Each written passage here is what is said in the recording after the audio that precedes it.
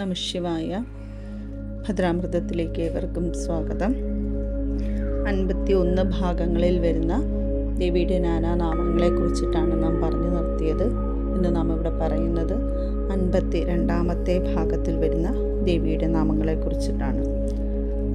ലുപ്തവതി, ചിത്രലേഖ, ലോപാമുദ്ര, സുരേശ്വരി, അമോഘ, അരുന്ധതി, തീക്ഷ്ണ, ഭോഗവധ്യാനുരാഗിണി.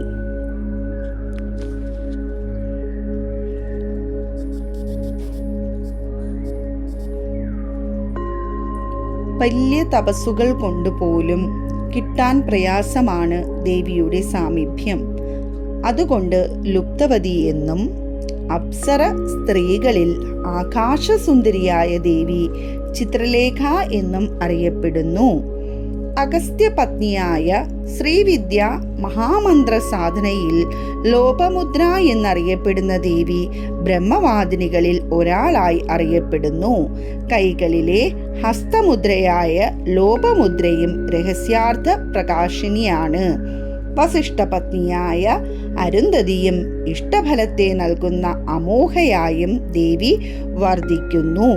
അതിസൂക്ഷ്മമായി സർപ്പമയിയായ തീക്ഷ്ണ എല്ലാ ആനന്ദത്തെയും നൽകുന്നവളായി അതിൽ അനുരുക്തയായി അഥവാ ആനന്ദമയായി ഇരിക്കുന്നവളും ആകുന്നു.